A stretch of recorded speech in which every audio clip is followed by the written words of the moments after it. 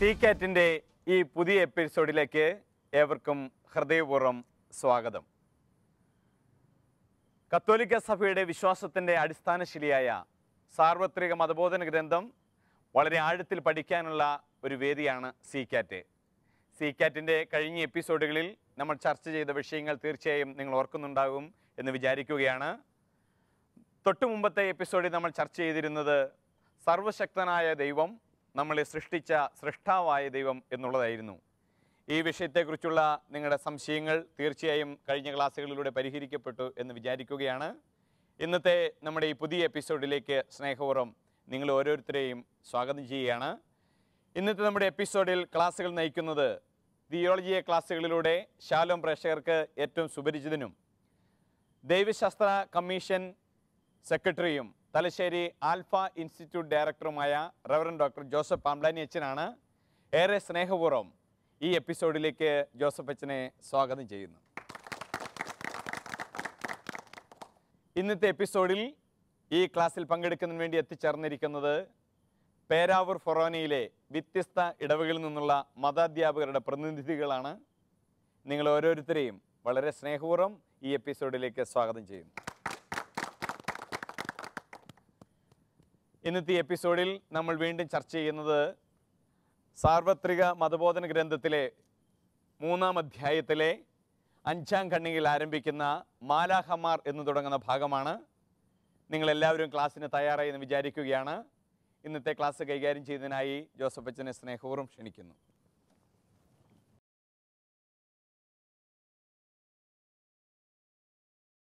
പ്രിയമുള്ളവരെ, കഴിഞ്ഞ ക്ലാസ്സുകളിൽ നാം വിശ്വാസ പ്രമാണമാണ് പഠിച്ചുകൊണ്ടിരുന്നത് എന്ന് നിങ്ങൾക്കറിയാം. കാരണം ഈ കത്തോലിക്ക സഭയുടെ മതബോധന ഗ്രന്ഥം അതിൻ്റെ ഘടന ക്രമീകരിച്ചിരിക്കുന്നത് വിശ്വാസ പ്രമാണത്തെ ആധാരമാക്കിയാണ്, ഇല്ലേ? നിങ്ങളത് ശ്രദ്ധിച്ചിട്ടുണ്ടാവും. അതുകൊണ്ടാണ് കഴിഞ്ഞ ക്ലാസ്സുകളിൽ നമ്മൾ സർവശക്തനും പിതാവും സകലത്തിൻ്റെയും സൃഷ്ടാവുമായ ഏകദൈവത്തിൽ വിശ്വസിക്കുന്നു എന്ന് പറഞ്ഞു, ഇല്ലേ? അവിടുന്ന് ദൃശ്യവും അദൃശ്യവുമായ സകലത്തിൻ്റെയും സൃഷ്ടാവാണ് എന്നാണ് ഇന്ന് നമ്മൾ പഠിക്കുക. ദൃശ്യം അദൃശ്യമായതിൻ്റെ സൃഷ്ടാവ്, ഇല്ലേ? അത് എന്താണ് ഈ അദൃശ്യമായതിനെ ദൈവം സൃഷ്ടിച്ചു എന്ന് പറയുന്നത് എന്താണ് എന്നാണ് നമ്മൾ വിശദീകരിക്കാൻ പോകുക. അദൃശ്യമായവയായി ദൈവം സൃഷ്ടിച്ചവയാണ് മാലാഖമാർ, അരൂപികളായതുകൊണ്ട് അവരെ ആർക്കും കാണാൻ പറ്റിയല്ല, ഇല്ലേ? കാണാൻ പറ്റാത്തത് കൊണ്ടാണ് അവരെ അദൃശ്യമായവ എന്ന് വിളിക്കുക. അതുകൊണ്ടാണ് വിശ്വാസ പ്രമാണത്തിൽ നമ്മൾ ചൊല്ലുന്നത് ദൃശ്യവും അദൃശ്യവുമായ സകലത്തിൻ്റെയും സൃഷ്ടാവ്. അപ്പോൾ അത് യഥാർത്ഥത്തിൽ ഉദ്ദേശിക്കുന്ന എന്താ? മാലാഖമാരുടെയും ഈ ഭൂമിയിലുള്ള സർവചരാചരങ്ങളുടെയും സൃഷ്ടാവായ ദൈവം എന്നാണ് നമ്മളവിടെ ഏറ്റുപറയുന്നത്. അപ്പോൾ ഈ മാലാഖമാരെക്കുറിച്ച് ചിന്തിച്ചാൽ, മാലാഖമാരെക്കുറിച്ച് നമുക്ക് എല്ലാവർക്കും വളരെ താല്പര്യമുള്ള ഒരു കൂട്ടരാണ് ഈ മാലാഖമാരെന്ന് പറഞ്ഞാൽ, അല്ലേ? മാലാഖമാരെ എന്ന് പറഞ്ഞാൽ ആരാണ്? ദൈവത്തിൻ്റെ സന്ദേശവാഹകരാണ്. അവരുടെ പേര് തന്നെ അതാണ്. മാലാഖ എന്ന് മലയാളത്തിൽ പറയുമെങ്കിലും അതൊരു മലയാള പദമല്ല, അതൊരു അരമായ ഹീബ്രു പദമാണ്. സെമിറ്റിക് ലോകത്ത് നിന്നാണ് ആ പദം വരുന്നത്. അതായത് മെലക്ക് എന്ന് പറഞ്ഞാൽ മാലാഖ എന്ന് പറയുന്നതൊക്കെ ആ പദമാണ്. മലക്ക്, മെലക്ക് എന്നൊക്കെ അറബി ഭാഷയിലും ഹീബ്രുവിലും ഒക്കെ ഉപയോഗിക്കുന്നുണ്ട്. എന്താണ് അതിൻ്റെ അർത്ഥം എന്ന് പറഞ്ഞാൽ അറിയിക്കുക, സന്ദേശം എത്തിക്കുക എന്നൊക്കെയാണ് ആ ക്രിയയുടെ അർത്ഥം. അപ്പോൾ മാലാഖ എന്ന് പറഞ്ഞാൽ അതിൻ്റെ അർത്ഥം എന്താണ്? ദൈവത്തിൻ്റെ സന്ദേശം മനുഷ്യൻ്റെ അടുത്ത് എത്തിക്കുന്നവരാണ് മാലാഖമാർ, അല്ലേ? ഈ മാലാഖമാർ ഓരോരുത്തരെയും കുറിച്ച് നിങ്ങൾ ചിന്തിച്ചാൽ മനസ്സിലാകും. കോടാനുകോടി മാലാഖമാരുണ്ട്. ഈ മാലാഖമാർ ദൈവത്തിൻ്റെ സന്ദേശം ലോകമെങ്ങും എത്തിക്കുക, ദൈവത്തെ അനവരതം പാടി സ്തുതിക്കുക, ദൈവത്തെ സ്തുതിക്കുന്നതിൽ സന്തോഷിക്കുക, ഇതാണ് മാലാഖമാരുടെ ദൗത്യം എന്ന് പറയുക. അപ്പോൾ ദൈവവും മനുഷ്യനും തമ്മിലുള്ള ബന്ധത്തിൽ ദൈവത്തിൻ്റെ സന്ദേശവാഹകരാകുക, അതാണ് ഒന്നാമത്തെ ലക്ഷ്യം. രണ്ടാമത്തെ ലക്ഷ്യം ദൈവത്തെ നിരന്തരം സ്തുതിച്ച് ആനന്ദിക്കുക എന്നുള്ളതാണ് മാലാഖമാരുടെ ജീവിത ലക്ഷ്യം എന്ന് പറയും. ഈ മാലാഖ സ്വതന്ത്രമായ ജീവിയാണ്. എന്ന് പറഞ്ഞാൽ അതിന് സ്വാതന്ത്ര്യമുണ്ട്. അതിന് ദൈവം പറഞ്ഞാൽ എനിക്ക് സൗകര്യമില്ല എന്ന് വേണേൽ ദൈവത്തോട് പറയാനുള്ള സ്വാതന്ത്ര്യം ദൈവം മാലാഖയ്ക്കും കൊടുത്തിട്ടുണ്ട്. മനസ്സിലാകുന്നു? അതായത് ഈ മാലാഖ മനുഷ്യരിൽ നിന്ന് മാലാഖയ്ക്കുള്ള വ്യത്യാസം, ഇപ്പോൾ ആയിരിക്കുന്ന മനുഷ്യരും മാലാഖമാരും തമ്മിലുള്ള വ്യത്യാസം, മനുഷ്യർക്ക് മരണമുണ്ട്, അവർ മർത്യരാണ്. അതേസമയം മാലാഖ അമർത്യതയുള്ളവരാണ്. അതായത് മാലാഖയ്ക്ക് മരണമില്ല, മാലാഖ നിത്യമാണ്. അതുകൊണ്ട് ഒരു മാലാഖ പാപം ചെയ്തു കഴിഞ്ഞാൽ ആ മാലാഖയുടെ മാനസാന്തരം അസാധ്യമാണ്. കാരണം എന്താണ്? നിത്യതയിലാണ് ആ മാലാഖ തെറ്റ് ചെയ്തിരിക്കുന്നത്. അതായത് നരകത്തിലുള്ള ഒരു വ്യക്തിക്ക് മാനസാന്തരപ്പെടാൻ പറ്റില്ല എന്ന് സഭ പഠിപ്പിക്കുന്നതിന് തുല്യമായ അവസ്ഥയിലാണ് മാലാഖമാരുടെ അവസ്ഥ എന്ന് നാം മനസ്സിലാക്കണം. ഈ മാലാഖമാർ കോടാനുകോടി മാലാഖമാരുണ്ട്. മാലാഖമാരെ പല വൃന്ദങ്ങളായി തിരിക്കുന്നുണ്ട്. മാലാഖമാർക്ക് വ്യത്യസ്തങ്ങളായ പേരുകളുണ്ട്. ഇതേക്കുറിച്ചൊക്കെ നിങ്ങൾക്ക് പല സംശയങ്ങളുണ്ടാകാം. ആ സംശയങ്ങൾ ഉള്ളവർ ഉന്നയിക്കുമ്പോൾ അതേക്കുറിച്ച് ആവശ്യമെങ്കിൽ നമ്മൾ കൂടുതൽ വിശദീകരിക്കുന്നതായിരിക്കും. വീണ്ടും ഈ മാലാഖമാർ ഈശോയുടെ രക്ഷാകര പദ്ധതിക്ക് വഴിയൊരുക്കുന്നവരാണ്. ഇല്ലേ? ഈശോ മനുഷ്യനായി അവതരിച്ചപ്പോൾ മാലാഖമാർ രംഗത്ത് വരുന്നുണ്ട്. ഇല്ലേ? മാലാഖമാർ രംഗത്ത് വരുന്നു. അവർ അത്യുന്നതങ്ങളിൽ ദൈവത്തിന് സ്തുതി പാടുന്നു. മാലാഖമാരാണ് ഈശോയെ പരസ്യ ജീവിത വേളയിൽ ഗത്സമൻ തോട്ടത്തിൽ മാലാഖ വന്ന് ആശ്വസിപ്പിക്കുന്നുണ്ട്. വീണ്ടും വാനമേഘങ്ങളിൽ അവൻ വിധിയാളനായി വരുമ്പോൾ മാലാഖമാരുടെ അകമ്പടി വീണ്ടും ഉണ്ടാകുന്നു എന്ന് മനസ്സിലാക്കുന്നു. ഈ അർത്ഥത്തിൽ ചിന്തിക്കുമ്പോൾ മാലാഖമാർ വലിയ രക്ഷാകര പദ്ധതിയിൽ സ്ഥാനമുള്ളവർ. അവരുടെ സ്ഥാനം അവർ ക്രിസ്തു കേന്ദ്രീകൃതമാണ്. അതുകൊണ്ട് തന്നെ എല്ലാ ദൈവമക്കളുടെയും സംരക്ഷകരും കാവലാളുകളുമായിട്ടാണ് മാലാഖമാർ പ്രവർത്തിക്കുന്നത് എന്ന സത്യം കൂടി നമ്മൾ തിരിച്ചറിയണം. ഈ മാലാഖമാർ ഓരോരുത്തരും ദൈവത്തിൻ്റെ രക്ഷാകര പദ്ധതിയിൽ നിർണായക സ്ഥാനമുള്ളവരാകയാൽ ഈ മാലാഖമാരെക്കുറിച്ചുള്ള വിശ്വാസം സഭയുടെ ഔദ്യോഗിക വിശ്വാസ സത്യമാണ്. എന്ന് പറഞ്ഞാൽ മാലാഖ ഉണ്ടോ ഇല്ലയോ എനിക്കറിയത്തില്ല, ഞാൻ വിശ്വസിക്കുന്നുമില്ല. മാലാഖമാരിൽ ഉണ്ടേലും കൊള്ളാം ഇല്ലേലും കൊള്ളാം, മാലാഖമാരിലൊന്നും ഞാൻ വിശ്വസിക്കുകയല്ല എന്ന് പറയാൻ ഒരു കത്തോലിക്ക വിശ്വാസിക്ക് അവകാശമില്ല. കാരണം എന്താണ്? അത് സഭയുടെ വിശ്വാസ സത്യമാണ്. മാലാഖമാരുണ്ടെന്നും അവർക്ക് ദൈവം ഭരമേൽപ്പിച്ച ദൗത്യമുണ്ടെന്നും രക്ഷാകര പദ്ധതിയിൽ അവർക്ക് സ്ഥാനമുണ്ട് എന്നും സഭ വിശ്വാസ സത്യമായി പ്രഘോഷിക്കുന്നുണ്ട് എന്നുള്ളതാണ് വസ്തുതാപരമായ കാര്യം. അതുകൊണ്ട് ചില പാഷണ്ഡതകൾ ഈ മാലാഖമാരുമായി ബന്ധപ്പെട്ടുണ്ടായിട്ടുണ്ട് സഭാചരിത്രത്തിൽ. അവർ പറഞ്ഞു ഈ സദൂക്കായ വിഭാഗത്തിൽ നിന്ന് വന്ന ചില പാഷണ്ഡതകളുണ്ട്. അതായത് ആരംഭകാലത്ത് സദൂക്കായർ വിചാരിച്ചിരുന്നു യഹൂദരിലെ ഒരു വിഭാഗമാണ് സദൂക്കായർ. നിങ്ങൾക്കറിയാം, അവർ മാലാഖമാരൊന്നും ഇല്ല എന്നാണ് വിശ്വസിച്ചിരുന്നത്. മാലാഖമാരൊന്നുമില്ല, അത് ഒരു കെട്ടുകഥയാണ്. ബാബിലോണിയൻ ഐതിഹ്യങ്ങളിൽ നിന്ന് യഹൂദർ കടമെടുത്ത കേവലം സങ്കല്പ കഥാപാത്രങ്ങളാണ് മാലാഖമാർ എന്ന് പറയുന്നവരുണ്ട്. അതല്ല എങ്കിൽ ദൈവീക ഗുണങ്ങളെ മനുഷ്യന് മനസ്സിലാകുന്ന ഭാഷയിൽ അവതരിപ്പിക്കാൻ വേണ്ടി എഴുത്തുകാർ കണ്ടെത്തിയ ചില സാങ്കല്പിക കഥാപാത്രങ്ങളാണ് മാലാഖമാർ എന്ന് പറയുന്ന വാദഗതികളുമുണ്ട്. എന്നാൽ ഇവയെല്ലാം തള്ളിക്കളഞ്ഞുകൊണ്ട് നാലാം ലാറ്ററൻ സൂനകദോസ് മാലാഖമാരിലുള്ള വിശ്വാസം സഭയുടെ വിശ്വാസ സത്യമായി പ്രഖ്യാപിച്ചു എന്നുള്ളതാണ് വസ്തുത. അതുകൊണ്ട് ഈ മാലാഖമാർ വഴിതെറ്റിയപ്പോഴാണ് പാപത്തിൻ്റെ തുടക്കം. വഴിതെറ്റിയ മാലാഖയാണ് മനുഷ്യനെ വഴിതെറ്റിച്ച് പാപത്തിലേക്ക് നയിക്കുന്നത്. അതുകൊണ്ട് രക്ഷാകര പദ്ധതിയെ മുമ്പോട്ട് നയിക്കുന്നതിൽ അല്ലെങ്കിൽ അതിൻ്റെ രക്ഷാകര മാനങ്ങളിലേക്കും ശിക്ഷാകരമായ മാനങ്ങളിലേക്കും ദൈവീക പദ്ധതിയെ നയിക്കുന്നതിൽ മാലാഖമാർക്ക് വലിയൊരു പങ്കുണ്ട് എന്ന് നമുക്ക് മനസ്സിലാക്കാൻ സാധിക്കും, അല്ലേ? യെസ്, ഈ ആദ്യത്തെ ചിന്തകൾ ഞാൻ പങ്കുവെച്ച് കഴിഞ്ഞു. ഇതുമായി ബന്ധപ്പെട്ട പല സംശയങ്ങളും നിങ്ങൾക്കുണ്ടാകുമെന്ന് എനിക്കറിയാം. നിങ്ങൾ ആ സംശയങ്ങളെ ക്രോഡീകരിക്കാം, അവയെ ഈ പ്രേക്ഷകർക്ക് വേണ്ടി നിങ്ങൾക്ക് ഇവിടെ ഉന്നയിക്കാം. നിങ്ങളൊരു ചോദ്യം ചോദിക്കുമ്പോൾ നിങ്ങൾക്ക് ഈ എപ്പിസോഡിലായിരിക്കാൻ അവസരം കിട്ടിയത് അല്ലേ? ഈ കേട്ടുകൊണ്ടിരിക്കുന്ന എല്ലാ രാജ്യങ്ങളിലുമുള്ളവർക്ക് ഇതിനൊരു ചോദ്യം ചോദിച്ചാൽ കൊള്ളാമെന്ന് ആഗ്രഹമുണ്ട്. അവരുടെ നാവായി നിങ്ങൾ വർത്തിക്കണം. അതുകൊണ്ട് ഗൗരവത്തോടെ ഉത്തരവാദിത്വമുള്ള ചോദ്യം ചോദിക്കണം എന്ന് ഓർമ്മിപ്പിച്ചുകൊണ്ട് നിങ്ങൾക്ക് എല്ലാ ഭാവുകങ്ങളും നേർന്നുകൊണ്ട് ഞാൻ തൽക്കാലം അവസാനിപ്പിക്കുന്നു. ചോദ്യങ്ങളുമായി നമുക്ക് വീണ്ടും കാണാം.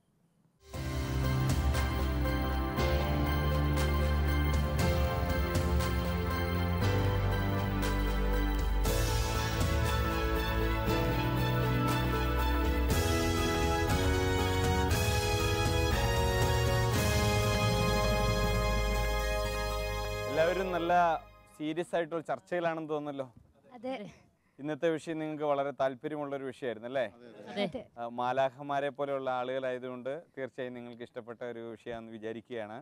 ഞാനും ക്ലാസ് ശ്രദ്ധിക്കുന്നുണ്ടായിരുന്നു. അച്ഛൻ വളരെ കാര്യമായിട്ട് നമ്മൾ സംസാരിച്ചു. ഈ വിഷയം തീർച്ചയായും നമ്മുടെ ക്ലാസ്സുകളിലൊക്കെ നമ്മൾ എപ്പോഴും അഭിമുഖീകരിക്കുന്ന ചില ചോദ്യങ്ങൾക്ക് ഉത്തരം പറയാൻ വേണ്ടി തീർച്ചയായും നമ്മളെ സഹായിക്കും അല്ലേ? നിങ്ങൾ ഒരുങ്ങിയെന്ന് വിചാരിക്കണം. ഒരുങ്ങിയോ? ഓക്കെ. അന്ന് നമുക്ക് ചോദ്യങ്ങളിലേക്ക് പോകാം അല്ലേ? അച്ഛാ, ആരാണ് ആദ്യത്തെ ചോദ്യം ചോദിക്കുന്നത്? ഓക്കെ. അച്ഛാ, നമ്മുടെ ചോദ്യങ്ങൾ ആരംഭിക്കുകയാണ്. നമ്മുടെ പേരാവൂർ ഇടവയിൽ നിന്നുള്ള നമ്മുടെ പ്രിയപ്പെട്ട ടീച്ചറാണ് ആദ്യത്തെ ചോദ്യം ചോദിക്കുന്നത്. ചോദിക്കൂ ടീച്ചർ. അച്ചോ, അവിരാമം ദൈവത്തെ മഹത്വപ്പെടുത്തുന്ന അശരീരികളാണ് മാലാഖമാർ എന്നല്ലേ പറയുന്നത്? വചനത്തിലും പറയുന്നുണ്ടല്ലോ അങ്ങനെ തന്നെ. അപ്പോൾ അങ്ങനെയെങ്കിൽ കത്തോലിക്ക സഭയിൽ നമ്മൾ വിവിധ രൂപങ്ങളിലല്ലേ മാലാഖമാരുടെ ചിത്രങ്ങളൊക്കെ കാണുന്നുണ്ടല്ലോ. ചിത്രങ്ങളും അതുപോലെ തന്നെ പ്രതിബിംബങ്ങളൊക്കെ കാണുന്നുണ്ടല്ലോ. അതുപോലെ പഴയ നിയമത്തിൽ പ്രവാചകന്മാരുടെ പുസ്തകത്തിലെ കെരൂബുകളെക്കുറിച്ചുള്ള വിവരണങ്ങൾ, അവരുടെ ചെറുകളെക്കുറിച്ചും അവരുടെ വലിപ്പത്തെക്കുറിച്ചും ഒക്കെ പറയുന്നുണ്ട്. അങ്ങനെയാണെങ്കിൽ മാലാഖമാർ ശരീരമുള്ളവരല്ലേ എന്നാണ് എൻ്റെ സംശയം. മാലാഖമാർ അവർ മനുഷ്യരുടെ മുമ്പിൽ ദൈവത്തിൻ്റെ സന്ദേശവാഹകരായി വരുമ്പോൾ അവർ രൂപമുള്ളവരായിട്ടാണ് വരുന്നത്. എവിടുന്ന് ഒരു ഒച്ചയായിട്ട് മാത്രം കേൾക്കണമെന്നില്ല. ഇപ്പം അബ്രാഹത്തിൻ്റെ അടുക്കൽ ദൈവം 3 ദൂതന്മാരെ അയക്കുമ്പോൾ അവർ 3 പേരും ഒരു യാത്രക്കാരെ പോലെ വരുന്നു. അബ്രാഹത്തിൻ്റെ വീട്ടിലിരുന്ന് നല്ല മട്ടൻ ബിരിയാണി കഴിച്ചേച്ചാ പോകും അല്ലേ? അപ്പോൾ അവർക്ക് രൂപമുണ്ടായിരുന്നോ എന്ന് ചോദിച്ചാൽ ഉണ്ടായിരുന്നു. അരൂപികളാണ് മാലാഖമാർ, സ്വഭാവേന അരൂപികളാണ്. പക്ഷേ മനുഷ്യരുമായിട്ട് സംവദിക്കാൻ ദൈവം അയക്കുന്ന സന്ദർഭങ്ങളിൽ പലപ്പോഴും ദൈവം അവരെ രൂപമുള്ളവരായിട്ടാണ് അയക്കുന്നത്. ഇനി കെരൂബുകളുടെ ചിറകുകൾ, മാലാഖമാരുടെ ചിറകുകൾ എന്ന സങ്കല്പം തന്നെ എന്താണ്? സ്വർഗത്തിൽ നിന്ന് അവർ ദൈവത്തിൻ്റെ സന്ദേശവുമായി പറന്നു വരുന്നവർ എന്നുള്ള ആ ഒരു വിശ്വാസത്തിൻ്റെ ദൃശ്യാവിഷ്കാരമാണ് ഈ ചിറകുകൾ എന്ന് പറയുക അല്ലേ? ആ ചിറക് അതുകൊണ്ട് അവരുടെ സഞ്ചാരത്തിന് സഹായകം എന്ന രീതിയിലാണ് പറയുക. കെരൂബുകളെക്കുറിച്ച് പറയുമ്പോൾ അവ 2 ചിറകുകൊണ്ട് മുഖവും 2 ചിറകുകൊണ്ട് പാദങ്ങളും 2 ചിറകുകൊണ്ട് പറന്ന് നിന്ന് സ്തുതിക്കുകയും ചെയ്യുന്നു എന്നൊക്കെ പറയുമ്പോൾ ഉദ്ദേശിക്കുന്നത് ദൈവസന്നിധിയിൽ മുഖം മറച്ചും പാദം മറച്ചും ഭയഭക്തിയാദരങ്ങളോടെ നിൽക്കുന്ന മാലാഖ എന്നുള്ള അർത്ഥത്തിലാണ്. മാലാഖയ്ക്ക് എത്ര ചിറകുണ്ടായിരുന്നു എന്നുള്ളതിൻ്റെ എണ്ണമെടുക്കാൻ ബൈബിൾ ഉദ്ദേശിക്കുന്നില്ല. മറിച്ച് ബൈബിൾ ഉദ്ദേശിക്കുന്നത് ദൈവസാന്നിധ്യത്തിൽ മാലാഖമാർ എത്രമേൽ ഭയഭക്തി ആദരങ്ങളോടെയാണ് നിലകൊണ്ടിരുന്നത് എന്ന് മാത്രമാണ് വ്യക്തമാകുക. ഈ കെരൂബുകളുടെ ചിറകുകളും അവയുടെ എണ്ണങ്ങൾ, അവയെക്കുറിച്ചുള്ള പല വിവരണങ്ങളും ആ കാലഘട്ടത്തിലെ മധ്യപൂർവ ദേശത്തിൻ്റെ സംസ്കാരവുമായിട്ട് ബന്ധപ്പെട്ടതാണ്. വിശിഷ്യ ബാബിലോണിയൻ പാരമ്പര്യങ്ങളുമായിട്ട് അതിന് ബന്ധമുണ്ടായിരുന്നു എന്നുകൂടി നമ്മൾ മനസ്സിലാക്കുന്നത് നല്ലതായിരിക്കും. സുനി ടീച്ചർക്ക് മനസ്സിലായെന്ന് തോന്നുകയാണ് അല്ലേ? തീർച്ചയായും മാലാഖമാരെയൊക്കെ കാണുമ്പോൾ അതിൻ്റെ ആകൃതിയൊക്കെ എന്താണെന്നുള്ള കാര്യം. ഇനി ആരാണ് ചോദിക്കുന്നത്? സൗമ്യ ടീച്ചറാണ് ചോദിക്കുന്നത്. സൗമ്യ ടീച്ചർ പൂളക്കുറ്റി സൺഡേ സ്കൂളിലെ ടീച്ചറാണ്. അച്ഛാ, ദൈവം സർവശക്തനാണ്, എല്ലാം ദൈവത്തിന് സാധ്യമാണ്. അപ്പോൾ ഈ മാലാഖമാരുടെ ആവശ്യമുണ്ടോ? സർവശക്തനാണ് ദൈവം, അതുകൊണ്ട് ഇനി മാലാഖമാർ വേണമെന്നാണ് ചോദിക്കുന്നത്. ഓക്കെ. അത് വളരെ ഗൗരവമുള്ളൊരു ചോദ്യം. ദൈവത്തിന് ഇത്രയും ശക്തിയുള്ളത് കൊണ്ട് ദൈവത്തിനെല്ലാം സാധ്യമാണ്. ദൈവത്തിന് മനുഷ്യൻ്റെ അടുത്തേക്ക് ഇങ്ങനെ മാലാഖയെ എഴുത്തും കൊടുത്ത് വിടേണ്ട കാര്യമൊന്നുമില്ല, അത് ശരിയാണ്. പക്ഷേ ദൈവമായ കർത്താവ് തൻ്റെ ശക്തി വെളിപ്പെടുത്തുന്നത് എപ്പോഴും എങ്ങനെയാണ്? മനുഷ്യന് മനസ്സിലാകുന്ന രീതിയിൽ ദൈവം വരും. ദൈവം സർവശക്തനായ അവിടുന്ന് മനുഷ്യൻ്റെ മുമ്പിൽ ദൈവമായി തന്നെ വന്നു നിന്നാൽ മനുഷ്യന് ദൈവസന്നിധിയിൽ നിൽക്കാനാവില്ല. കാരണം ദൈവമഹത്വം അത്ര കണ്ട് ഉദാത്തമാണ്, ഉന്നതമാണ്. അതുകൊണ്ട് ദൈവസന്നിധിയിലെ മാലാഖമാരെ ദൈവം ദൂതന്മാരായി അയക്കുന്നു എന്ന് പറയുമ്പോൾ ഉദ്ദേശിക്കുന്നത് ദൈവമഹത്വത്തിൻ്റെ പ്രാധാന്യവും അതുപോലെ തന്നെ ആ ദൈവമഹത്വം ഉൾക്കൊള്ളാനുള്ള മനുഷ്യൻ്റെ പരിമിതിയുമാണ് മാലാഖമാർ എന്ന ഈ ഒരു സന്ദേശവാഹകരിലൂടെ ബൈബിൾ വെളിപ്പെടുത്താൻ ഉദ്ദേശിക്കുന്നു. ഷൈൻ ടീച്ചർ എന്താ ചോദിക്കാൻ ഉദ്ദേശിക്കുന്നല്ലോ? കഴിഞ്ഞ ചോദ്യത്തിൻ്റെ ബാക്കിയായിട്ട് ചോദിക്കാൻ, നമുക്ക് കാവൽ മാലാഖമാരുണ്ടല്ലോ, എങ്കിലും പിന്നെ എങ്ങനെയാണ് നമ്മൾ പാപത്തിലും അപകടങ്ങളിലും വീഴുന്നത് എങ്ങനെയാണ്? അത് പ്രസക്തമായൊരു ചോദ്യം തന്നെയാണ്. പലരും എന്നോട് ഇതിനു മുമ്പും ചോദിച്ചിട്ടുള്ളൊരു ചോദ്യമാണ്. എന്തുകൊണ്ടാണ് നമ്മൾക്ക് ഓരോ മനുഷ്യനും ഒരു കാവൽ മാലാഖയുണ്ട് എന്നതാണ് നമ്മുടെ വിശ്വാസം, അല്ലേ? ഈശോ തന്നെ അത് വ്യക്തമായി പറഞ്ഞിട്ടുണ്ട്. ഓരോ കുഞ്ഞും സ്വർഗീയ പിതാവ് എൻ്റെ സന്ദേശവാഹകരായ മാലാഖമാർ, അവരുടെ സ്വർഗത്തിലെ ദൂതന്മാർ ഓരോ കൊച്ചിൻ്റെയും മുഖം സദാ ദർശിച്ചുകൊണ്ടിരിക്കുന്നു എന്ന് പറയുന്നുണ്ടല്ലേ, 18-ാം അധ്യായം 6 മുതലുള്ള വാക്യം. അപ്പോൾ അതിൻ്റെ അർത്ഥം എന്താണ്? ഓരോ വ്യക്തിക്കും ഓരോ കാവൽ മാലാഖയുണ്ട് എന്ന ഒരു വിശ്വാസത്തിന് അത് പിൻബലം നൽകുന്നുണ്ട്. അത് സഭയുടെ പ്രബോധനവുമാണ്. കാവൽ മാലാഖമാരുണ്ട്. അങ്ങനെ വ്യക്തികൾക്ക് കാവൽ മാലാഖയെ ദൈവം നിയോഗിച്ചുവെങ്കിൽ മനുഷ്യരെന്തുകൊണ്ടാണ് ഇങ്ങനെ അപകടങ്ങളിൽ വീഴുക? ഇപ്പം ഞാൻ വണ്ടി ഓടിച്ച് പോകുമ്പോൾ കാവൽ മാലാഖ ഞാൻ ഉറങ്ങാതെ എന്നെ ഉണർത്തിക്കൊണ്ടിരിക്കുകയാണെങ്കിൽ ഞാൻ ഉറങ്ങി മതിലൊന്നും ഇടിച്ച് കയറിയല്ലായിരുന്നു, ഇല്ലേ? അപ്പോൾ ഈ മാലാഖ എൻ്റെ കൂടെ ഇരുന്ന് ഉറങ്ങുവാണോ? ഈ മാലാഖ എന്ത് എന്നെ എഴുന്നേൽപ്പിക്കാഞ്ഞത്? ന്യായമായും ചോദിക്കും. അല്ല, ഞാനൊരു പാപം ചെയ്യാൻ വേണ്ടി ഒരുങ്ങി പുറപ്പെടുമ്പോൾ മാലാഖയ്ക്ക് എന്നെ പറഞ്ഞെടുത്തടാ പോയേക്കരുത്, അത് ശരിയായ പരിപാടിയല്ല, വേറൊരാൾ ഇത് അറിഞ്ഞ് തടയുന്നു എന്ന് കണ്ടു കഴിഞ്ഞാൽ പിന്നെ നമ്മൾ പോകാതിരിക്കും, അല്ലേ? അപ്പോൾ എന്നിട്ടും ഈ മാലാഖ ചുമ്മാ നമ്മുടെ പുറകെ നിഴൽ പോലെ നടക്കുന്നതേ ഉള്ളൂ. ഈ മാലാഖയ്ക്ക് പ്രത്യേകം കഴിവൊന്നുമില്ലേ? ഇതാണ് പ്രസക്തമായ ചോദ്യം. അപ്പോൾ അതിനുള്ള ഉത്തരം ഇതാണ്. ഓരോ വ്യക്തിക്കും ദൈവം കാവൽ മാലാഖയെ നൽകിയിട്ടുണ്ട് എങ്കിലും ആ വ്യക്തിയുടെ സ്വാതന്ത്ര്യത്തിന്മേൽ മാലാഖയ്ക്ക് ഒരു അധികാരവും. അതിന്ന് കഴിഞ്ഞ എപ്പിസോഡുകളിൽ നമ്മൾ വ്യക്തമായി മനസ്സിലാക്കിയത്, മനുഷ്യനെ സൃഷ്ടിച്ചപ്പോൾ ദൈവം മനുഷ്യനെ സ്വാതന്ത്ര്യമുള്ളവരായി സൃഷ്ടിച്ചു, അല്ലേ? ആ സ്വാതന്ത്ര്യത്തിൻ്റെ മേൽ ദൈവം പോലും ഇടപെടുന്നില്ല. വേറെ രീതിയിൽ ഇതേ ചോദ്യം ചോദിക്കാം. എന്തുകൊണ്ടാണ് ദൈവം ഞാൻ പാപം ചെയ്യാൻ ഇറങ്ങിയപ്പോൾ എന്നെ തടയാഞ്ഞത് എന്ന് ചോദിക്കുന്നതിന് തുല്യമാണ് മാലാഖ തടയാഞ്ഞ എന്തിയെന്ന് ചോദിക്കുന്നത്, അല്ലേ? അതായത് ദൈവം മനുഷ്യന് കൊടുത്ത ഏറ്റവും വലിയ ദാനമാണ് അവൻ്റെ സ്വാതന്ത്ര്യം എന്ന് പറയുന്നത്. ആ സ്വാതന്ത്ര്യത്തെ ദൈവം പോലും തടയുന്നില്ല മനുഷ്യൻ. അതുകൊണ്ട് ഒരു വ്യക്തിയെ നന്മ പറഞ്ഞു കൊടുക്കാനേ മാലാഖയ്ക്ക് കഴിയുകയുള്ളൂ. ആ നന്മ സ്വീകരിക്കാതെ ഒരു വ്യക്തി തന്നിഷ്ടം പ്രവർത്തിച്ച് പാപത്തിൻ്റെ വഴിയിലൂടെ പോയാൽ ആ വ്യക്തിയെ തിരുത്താനോ തടഞ്ഞു നിർത്താനോ മാലാഖയ്ക്ക് അധികാരമില്ല. അത് ദൈവം പോലും ചെയ്യാത്ത കാര്യമാണ്. രണ്ടാമതായി, അപകടങ്ങളിൽ പെടാതെ മാലാഖമാർ നമ്മളെ നിരന്തരമായി സംരക്ഷിക്കുന്നുണ്ട്. എന്നിട്ടും നമ്മൾ മാലാഖ പറയുന്ന ഒന്നും കേൾക്കാതെ, ഇപ്പോൾ രാത്രി വൈകി, ഇപ്പോൾ വണ്ടി ഓടിച്ച് പോകരുത്, ഒരുപാട് ജോലി ചെയ്ത ശേഷം രാത്രി വൈകി വണ്ടി ഓടിച്ച് പോകരുത് എന്ന് മാലാഖ പറഞ്ഞിട്ട് ഞാൻ അതും കേൾക്കാതെ വണ്ടി ഓടിച്ച് പോയി. എന്ത് സംഭവിക്കുന്നു? അപകടം സംഭവിക്കാം. അതുകൊണ്ട് പലപ്പോഴും ഈ അപകടങ്ങളിലും പാപാവസ്ഥകളിലും ഒക്കെ നമ്മൾ അധപ്പതിക്കുന്നത് നമ്മൾ മാലാഖയുടെ സ്വരം ശ്രവിക്കാതെ പ്രവർത്തിക്കുമ്പോഴാണ് എന്നുള്ളതാണ് വസ്തുതാപരമായ സത്യം. ടീച്ചറുടെ മനസ്സിലായെന്ന് തോന്നുന്നു, അല്ലേ? അതിനോടനുബന്ധിച്ച് എനിക്കും ടീച്ചർ ചോദിച്ചപ്പോൾ തോന്നിയത്, പണ്ട് ഈ പഴയ നിയമത്തിൽ ഈ ബാലാമിൻ്റെ കഥയിൽ കഴുതയും അദ്ദേഹമായിട്ട് പോകുമ്പോൾ മാലാഹ വാളൂരി പിടിച്ചു നിൽക്കുന്നതായിട്ട് കാണിക്കുന്നുണ്ട്. അപ്പോൾ ചില മുന്നറിയിപ്പുകൾ നൽകാൻ മാലാഹമാർക്ക് കഴിയില്ല എന്നുള്ളത് ഒരു സംശയമാണ് സാധാരണഗതി. സംഖ്യയുടെ പുസ്തകത്തിൻ്റെ 22, 23, 24 അധ്യായങ്ങളിൽ വിവരിക്കുന്ന ഒരു കഥയിൽ നിന്നാണ് ഈ ചോദ്യത്തിന് ആധാരമായ സംഭവം. അതായത് ബാലാം ഇസ്രായേലിനെ ശപിക്കാൻ വേണ്ടി മൊവാബ് രാജാവ് ബാലാക്ക് വിളിച്ചുകൊണ്ട് വന്ന ഒരു പ്രവാചകൻ. അയാൾ ശപിക്കാൻ പോകുമ്പോൾ ദൈവത്തിൻ്റെ ദൂതൻ വന്ന് തടയുന്നതാണ് സംഭവം, അല്ലേ? അങ്ങനെ തടഞ്ഞ സംഭവം ഉണ്ടല്ലോ, എന്തുകൊണ്ട് നമ്മൾ പാപം ചെയ്യാൻ ഇറങ്ങുമ്പോൾ തടയുന്നില്ല എന്നാണ് ഇവിടെ ചോദിക്കപ്പെട്ടത്. വാസ്തവത്തിൽ അടിസ്ഥാനപരമായ വിഷയം എന്താണ്?